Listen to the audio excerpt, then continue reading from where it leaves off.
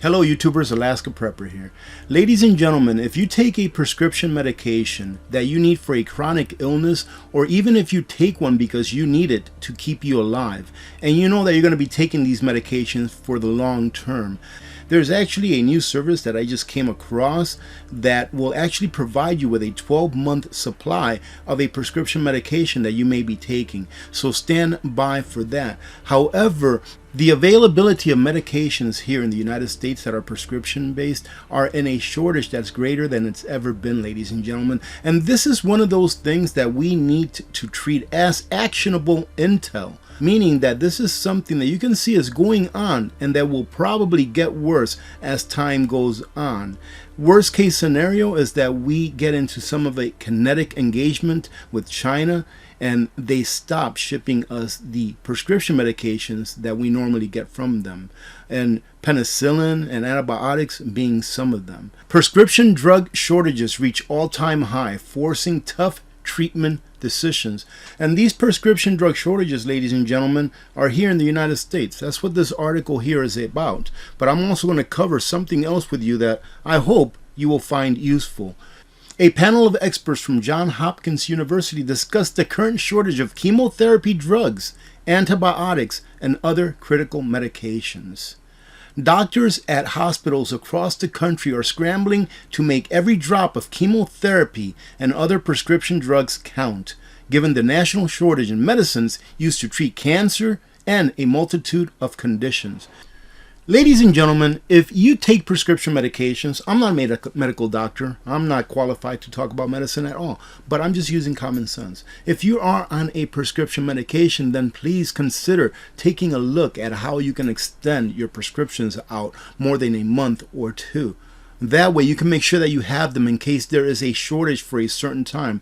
I'm pretty sure that all of the drugs that I'm going to show you here in a minute or so that are in shortage in the United States, they're not all in shortage all the time. Sometimes they're in shortage, sometimes they come back, then they go back in shortage. But if you're equipped with a, 2, 3, 4, 6 months, 12-month supply of medications that you know you're going to need in order so that your standard of living or your quality of life can be the same that it is now, then I think it's just, it's just smart to keep these things around. You need to prep your medicines just as much as you need to prep food.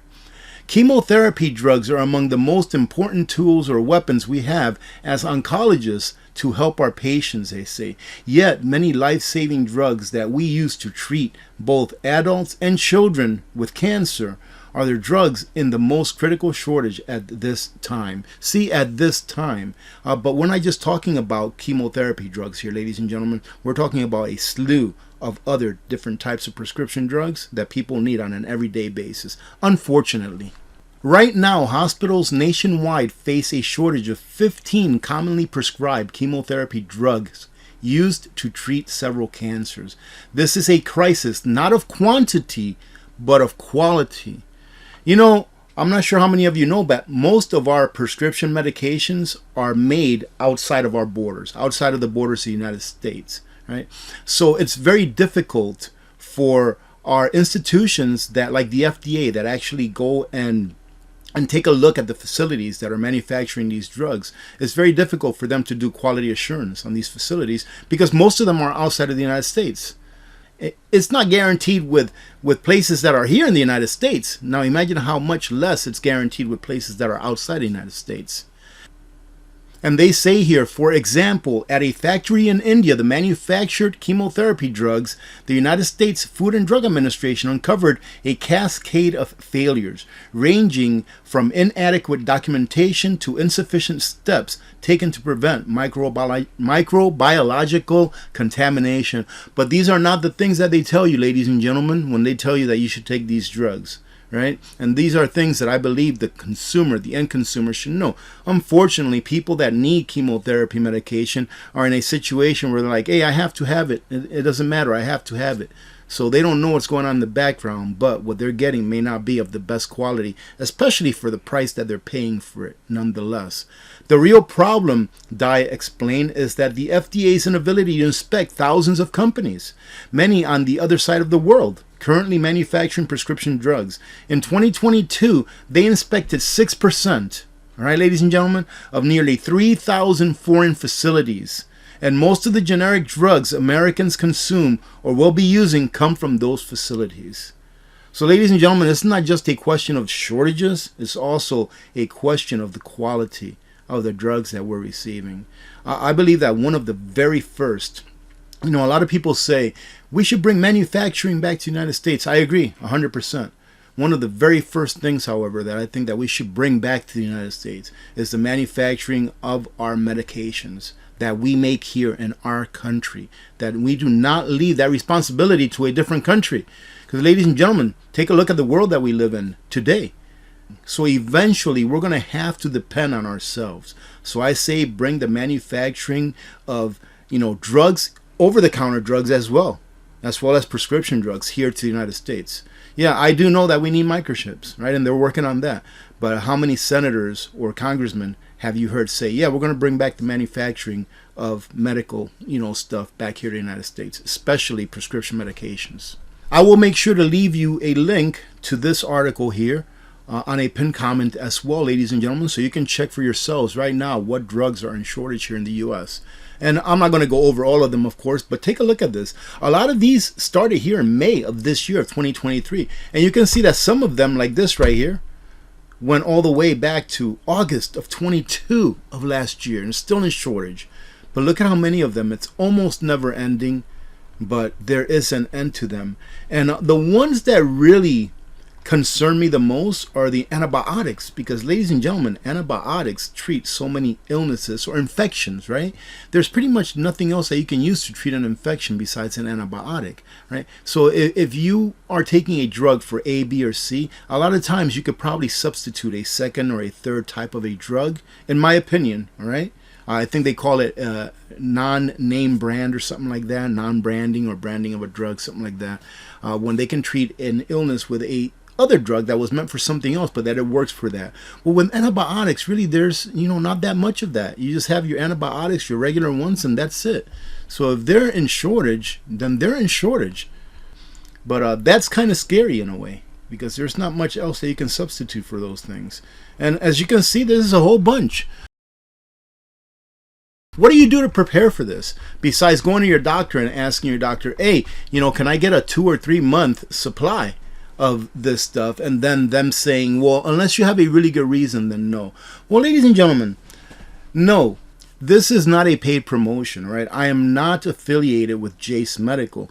I am affiliated with Contingency Medical, which I really like. And if you don't have your emergency antibiotics, by all means, go check Contingency Medical out.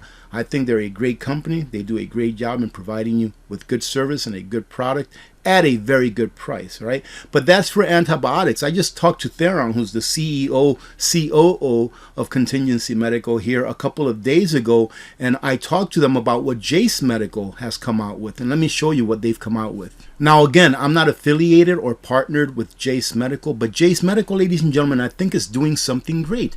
They've come out with, and I'm going to leave you the link to this as well, all right? And actually, full disclosure, the link that I'm leaving to you of Jace Medical is associated with another YouTuber, and that's Frontier Prepper, Billy and D from Frontier Preppers. They are affiliated with Jace Medical. They don't even know that I'm sharing their link with you all, but I just think that this is a great service, ladies and gentlemen. And when it comes to drugs and stuff like that, you shouldn't think about dollar signs. You should just think about how can people get a hold of this and prep up on drugs now, right? You'll have to do your own research, but I'm sure that if you go to the link that I leave, that you'll be able to follow these simple steps, and you can even call them and ask questions. But what they can do is they can hook you up with a 12-month supply of medications that are prescribed medications, all right? So in order for you to understand exactly how it works, you have to go check them out, right? I'm not on any prescribed medications or anything like that, but if you are, you need to go check them out. So use the link below to go check them out. I think you'll save like $10 on whatever order you have, but more so that you can get what you need in your preps. And here they even show you, hey, this is how you can use your medication. And what do they say? The same thing that every prepper would tell you: rotate, all right? Rotate them, all right? That way you can have a 12-month supply of the things that you need. All you have to do is think about it this way.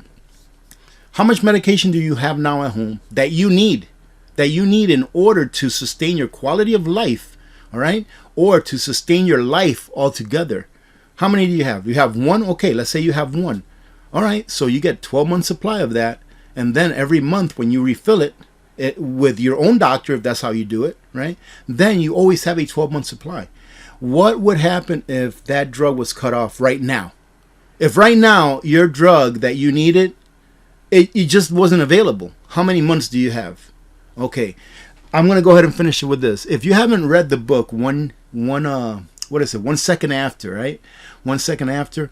It was about an EMP that took out the power grid for pretty much the entire United States. You know, and it showed the small town of Blackstone, North Carolina, I believe. I always forget the name. But it shows what that small town went through, and it took them a year. Right? It took a year before they got any kind of a respite, before they started going back to a little bit of normalcy, right? So imagine what happens if the drugs that you need is not available for a whole year. You think it's not possible that will happen? Because if you think that that's not possible, you're probably living in some kind of a normalcy bias, thinking that everything is going to be great all the time. That's what preparedness is about, ladies and gentlemen. It's to be able to do something that makes sense, get a 12-month supply of whatever medication you need, right? And then hope that you never have to put that into practice, but that you always have it and use it in a way that you're not losing out on anything because you're rotating your drugs and you're not losing any money. But that you put that initial investment into getting a year's supply to make sure that you will always have it. Hopefully, you'll go ahead and do a little bit of research. And if you do need some of these medications for a year long, go ahead and check out the links that I left below. And ladies and gentlemen, that's what preparedness is about. Having said that, have a great day. God bless every one of you. God bless America. I'm Alaska Prepper. I am out.